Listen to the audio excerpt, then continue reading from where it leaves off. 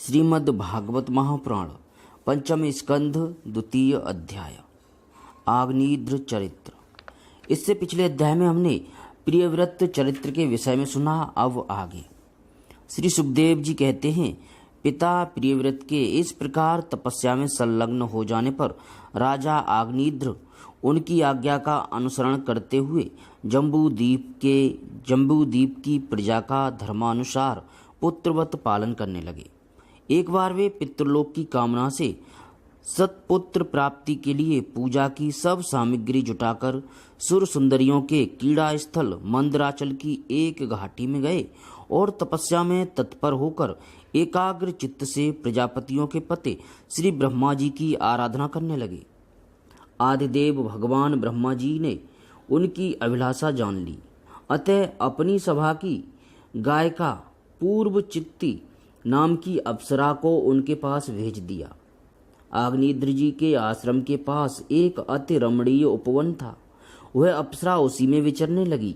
उस उपवन में तरह तरह के सघन तरवरों की शाखाओं पर स्वर्ण लताएं फैली हुई थीं। उन पर बैठे हुए मयूर आदि कई प्रकार के स्थलचारी पक्षियों के जोड़े सुमधुर बोली बोल रहे थे।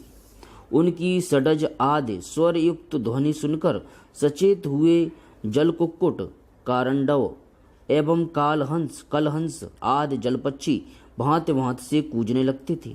इससे वहां के कमल वन से सुशोभित निर्मल सरोवर गूंजने लगते थे। पूर्व चित्ती की विलासपूर्ण सुललित गतिविधि और पाद विन्यास की शैली से पद पद पर उसके चढ़ नूपुरों की झनकार हो उठती थी।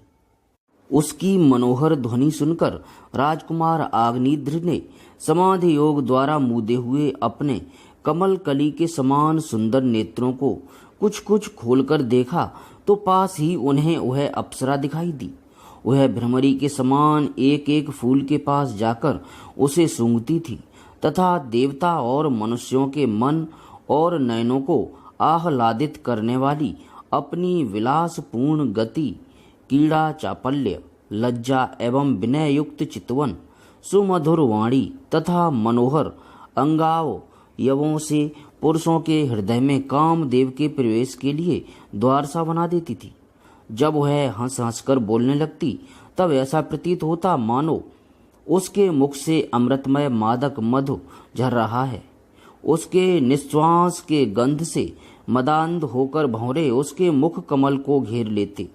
तब वह उनसे बचने के लिए जल्दी जल्दी पैर उठाकर चलती तो उसके कुछ कलश, वेणी और करधनी हिलने से बड़े ही सुहावने लगते। यह सब देखने से भगवान कामदेव को आग्नेयद्र के हृदय में प्रवेश करने का अवसर मिल गया और वे उनके अधीन होकर उसे प्रसन्न करने के लिए पागल की भांति इस प्रकार कहने लगे। मुनिवर्य, तुम कौन हो? इस पर्वत पर तुम क्या करना चाहते हो? तुम परम पुरुष श्री नारायण की कोई माया तो नहीं हो? भौं की ओर संकेत करके बोले, सखे, तुमने ये बिना डोरी के दो धनुष क्यों धारण कर रखे हैं? क्या इनसे तुम्हारा कोई अपना प्रयोजन है अथवा इस संसारारण्य में मुझ जैसे मतवाले मृगों का शिकार करना चाहते हो?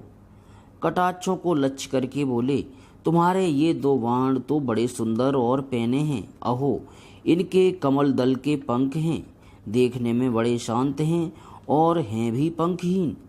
यहाँ वन में विचरते हुए तुम इन्हें किस पर छोड़ना चाहते हो?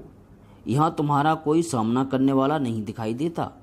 तुम्हारा यह पराक्रम हम जैसे जड़ बुद्धियों के लिए कल्याणकारी हो। भंवरों की ओर देखकर कहते हैं, भगवान, तुम्हारे चारों ओर जो ये शिष्यगण अध्ययन कर रहे हैं वे तो निरंतर रहस्युक्त सामगान करते हुए मानो भगवान की स्तुति कर रहे हैं और ऋषिगण जैसे वेद की शाखाओं का अनुसरण करते हैं, उसी प्रकार ये सब तुम्हारी चोटी से झड़े हुए पुष्पों का सेवन कर रहे हैं। नूपुरों के शब्द की ओर संकेत करके बोले, ब्रह्मन, तुम्हारे चरण रूप पिंजरों में जो तीतर बंद हैं उनका शब्द तो सुनाई देता है परंतु रूप देखने में नहीं आता। करधनी सहित पीली साड़ी में अंग की कांति की उत्प्रेक्षा कर बोले, तुम्हारे नितंबों पर यह कदम्ब कुसुमों की सी आभा कहाँ से आ गई?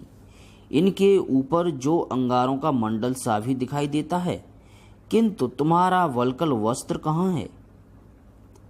अब कुमकुम मंडित कुचों की ओर लक्ष्य करके कहते हैं, द्विजवर, तुम्हारे इन दोनों सुंदर सींगों में क्या भरा हुआ है? अवश्य ही इनमें बड़े अमूल्य रत्न भरे हैं। इसी से तो तुम्हारा मध्य भाग इतना कृश होने पर भी तुम इनका बोझ ढो रहे हो। यहाँ जाकर तो मेरी दृष्टि भी मानो अटक सी गई है। और सुभग इन सींगों पर तुमने यह लाल लाल लेप सा क्या लगा रखा है? इसकी गंध से तो मेरा सारा आश्रम महक उठा है। मित्रवर, मुझे तो तुम अपना देश दिखा दो, जहाँ के निवासी अपने वक्ष स्थल पर ऐसे अद्भुत अवयव धारण करते हैं, जिन्होंने हमारे जैसे प्राणियों के चित्तों को क्षुब्ध कर दिया है, और मुख में विचित्र हाव भाव, सरस भाषण और अधरा अमृत जैसी अनूठी वस्तुएं रखते हैं। प्रियवर, तुम्हारा भोजन क्या है, जिसके खाने से तुम्हारे मुख से हवन सामग्री की सी सुगंध फैल रही है? मालूम होता है तुम कोई विष्णु भगवान की कला ही हो। इसीलिए तुम्हारे कान में कभी पलक न मारने वाले मकर के आकार के 2 कुंडल हैं। तुम्हारा मुख एक सुंदर सरोवर के समान है। उसमें तुम्हारे चंचल नेत्र भय से कांपती हुई 2 मछलियों के समान, दंत पंक्ति हंस के समान और घुंघराली अलकावली भंवरों के समान शोभायमान है। तुम जब अपने कर कमलों से थपकी मारकर इस गेंद को उछालते हो, तब यह दिशा विदिशाओं में जाती हुई मेरे नेत्रों को तो चंचल कर ही देती है, साथ साथ मेरे मन में भी खलबली पैदा कर देती है। तुम्हारा वांका जटाजूट खुल गया है, तुम इसे संभालते नहीं। अरे, यह धूर्त वायु कैसा दुष्ट है, जो बार बार तुम्हारे नीवी वस्त्र को उड़ा देता है। तपोधन तपस्वियों के तप को भ्रष्ट करने वाला यह अनूप रूप तुमने किस तप के प्रभाव से पाया है? मित्र, आओ कुछ दिन मेरे साथ रहकर तपस्या करो, अथवा कहीं विश्व विस्तार की इच्छा से ब्रह्मा जी ने तो मुझ पर कृपा नहीं की है। सचमुच तुम ब्रह्मा जी की ही प्यारी देन हो। अब मैं तुम्हें नहीं छोड़ सकता। तुम में तो मेरे मन और नयन ऐसे उलझ गए हैं कि अन्यत्र जाना ही नहीं चाहते। सुंदर सींगों वाली, तुम्हारा जहाँ मन हो मुझे भी वहीं ले चलो। मैं तो तुम्हारा अनुचर हूँ, और तुम्हारी ये मंगलमयी सखियाँ भी हमारे ही साथ रहें। श्री सुखदेव जी कहते हैं, राजन, अग्निद्र देवताओं के समान बुद्धिमान और स्त्रियों को प्रसन्न करने में बड़े कुशल थे।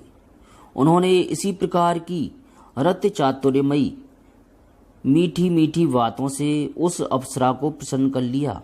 वीर समाज में अग्रगण्य अग्निद्र की बुद्धि, शील, रूप, अवस्था, लक्ष्मी और उदारता से आकर्षित होकर वह उन जम्बूद्वीप अधिपति के साथ कई हजार वर्षों तक पृथ्वी और स्वर्ग के भोग भोगती रही। तदनंतर नृपवर अग्निद्र ने उसके गर्भ से नाभि, किमपुरुष, हरिवर्ष, इलाव्रत, रम्यक, हिरण्यमय, कुरु, भद्राश्व और केतुमाल नाम के 9 पुत्र उत्पन्न किए। इस प्रकार 9 वर्ष में प्रतिवर्ष एक के क्रम से 9 पुत्र उत्पन्न कर पूर्व चित्ते उन्हें राजभवन में ही छोड़कर फिर ब्रह्मा जी की सेवा में उपस्थित हो गई। अग्निद्र के पुत्र माता के अनुग्रह से स्वभाव से ही सुडौल और सबल शरीर वाले थे। अग्निद्र ने जम्बू द्वीप के विवाह करके उन्हीं के समान नाम वाले 9 वर्ष अर्थात भूखंड बनाए और उन्हें एक एक पुत्र को सौंप दिया। तब वे सब अपने अपने वर्ष का राज्य भोगने लगे। महाराज अग्निद्र दिन दिन भोगों को भोगते रहने पर भी उनसे अतृप्त ही रहे। वे उस अप्सरा को ही परम पुरुषार्थ समझते थे, इसीलिए उन्होंने वैदिक कर्मों के द्वारा उसी लोक को प्राप्त किया, जहाँ पितृगण अपने सुकृतों के अनुसार तरह तरह के भोगों में मस्त रहते हैं। पिता के परलोक सिधारने पर नाभि आदि 9 भाइयों ने मेरु की मेरु देवी, प्रतिरूपा, उग्रदंष्ट्री, लता, रम्या, श्यामा, नारी भद्रा और देववीति नाम की 9 कन्याओं से विवाह किया। श्रीमद् भागवत महापुराण पंचम स्कंद द्वितीय अध्याय समाप्त। जय श्री कृष्ण।